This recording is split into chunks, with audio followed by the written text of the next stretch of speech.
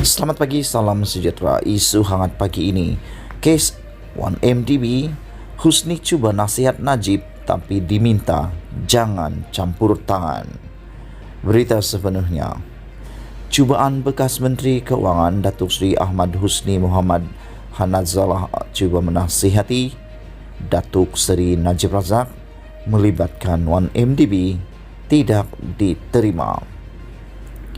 Sebaliknya, Husni memberitahu bekas Perdana Menteri itu tidak mahu beliau campur tangan dalam isu berhubung pelaburan dana 1MDB dan sejak daripada itu tidak lagi mengambil tahu dalam sebarang urusan syarikat pelaburan negara itu. Saya menyatakan bahawa 1MDB tidak mempunyai pengalaman dalam bidang itu dan ia hanya perlu diberikan kepada Syarikat Nasional Malaysia. Tetapi Perdana Menteri menjawab saya dengan, Husni, saya tidak mahu anda terlibat dalam campur tangan dan campur tangan mengenai 1MDB. Selepas Perdana Menteri menjawab begitu kepada saya tidak membalas lagi. Saya mengesahkan bahawa pertemuan antara saya dan Perdana Menteri adalah di Pejabat Perdana Menteri. Dan sejak itu, saya langsung tidak terlibat dalam sebarang keputusan atau dimaklumkan mengenai pelaburan berkaitan 1MDB, dakwa Husni mengenai pertemuan 2009 itu.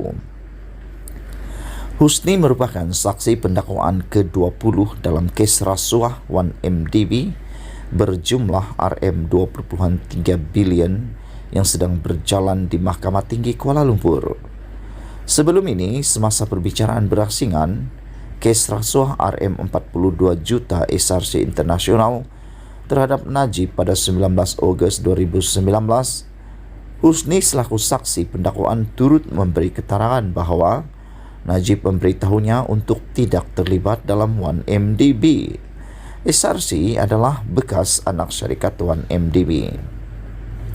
Najib 67 tahun menghadapi 4 tuduhan menggunakan kedudukannya untuk memperoleh suapan berjumlah RM2.3 bilion dalam 1MDB. Ahli Parlimen Pekan itu juga didakwa atas 6 tuduhan menerima wang hasil aktiviti haram daripada akaun Tanuri Finance Corporation di Falcon Private Bank Singapura ke akaun M Islamic Bank Berhad miliknya sebelum memindahkannya semula ke akaun milik Tanuri berjumlah 2 bilion. Najib turut didakwa dengan 5 tuduhan menggunakan hasil daripada aktiviti haram untuk disalurkan kepada 5 pihak. Ia membabitkan RM20 juta kepada Pertubuhan Kebangsaan Melayu Bersatu UMNO, UMNO bahagian Batu Kawan RM100,000, Ahli Perniagaan Lim Son Peng RM246,000, ORB Solutions Sdn Berhad RM2 juta dan Semarak Konsortium 1 Sdn Berhad RM303,000. Sekian isu hangat petang ini. Jangan lupa tinggalkan komen anda, sila tekan butang subscribe dan kita jumpa lagi. Bye-bye.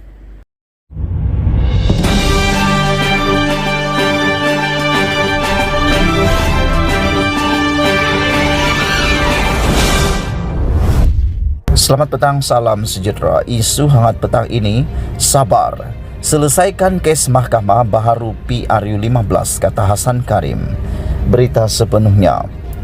Sikap terburu-buru Barisan Nasional, khususnya kumpulan kluster mahkamah yang mendesak agar pilihan raya umum ke-15 diadakan adalah tidak wajar, kata Hasan Abdul Karim. Ahli Parlimen Pasir Gudang itu berkata, daripada mendesak supaya PRU15 diadakan, adalah lebih baik pemimpin UMNO yang sedang berdepan puluhan pertuduhan di mahkamah menyelesaikan kes mereka terlebih dahulu kerana rakyat kini sedang berdepan kesusahan. Jadi kepada anggota kluster mahkamah ataupun yang bukan kluster mahkamah, mana-mana pihak yang sudah teruja untuk kembali berada di tampuk kuasa dan takhta diminta untuk bersabar sedikit. Selesaikan dahulu kes mahkamah masing-masing. Boleh juga jika mahu diadakan pemilihan parti politik masing-masing. kawal inflasi supaya tidak masuk ke tahap hyperinflasi sehingga rakyat biasa boleh mati, katanya dalam satu kenyataan. Pemimpin lama PKR itu berkata kerajaan perlu mencari jalan menyelesaikan isu rakyat yang lebih utama seperti isu kesehatan dan inflasi daripada memikirkan mengadakan PRU 15 semata-mata. Selepas keadaan sesuai dan sejahtera serta COVID-19 tidak lagi menjadi ancaman bahaya terhadap kesehatan awam, maka ketika itu silalah adakan PRU segera mungkin, katanya.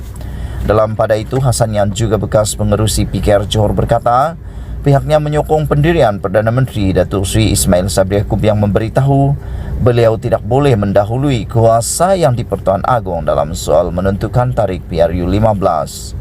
Jika Perdana Menteri menghadap Yang di-Pertuan Agong untuk menasihati Seri Paduka bagi membubarkan Parlimen ke-14 seberapa segera dalam tahun ini kerana didesak kiri dan kanan, maka ada kemungkinan permohonan itu ditolak. Aiblah bagi seorang Perdana Menteri Seri Paduka menolak nasihatnya seperti yang pernah berlaku ke atas Perdana Menteri sebelum ini. Itu mungkin sebab mengapa Ismail Sabri perlu berhati-hati supaya pisang tidak berbuah dua kali, katanya. Jelasnya sistem negara berlandaskan Raja Berperlembagaan dan Agong mempunyai kuasa untuk menolak nasihat Perdana Menteri untuk membubarkan Parlimen. Malaysia bukan negara kuasa rakyat sepenuhnya, sebaliknya sistem Raja Berperlembagaan masih berfungsi.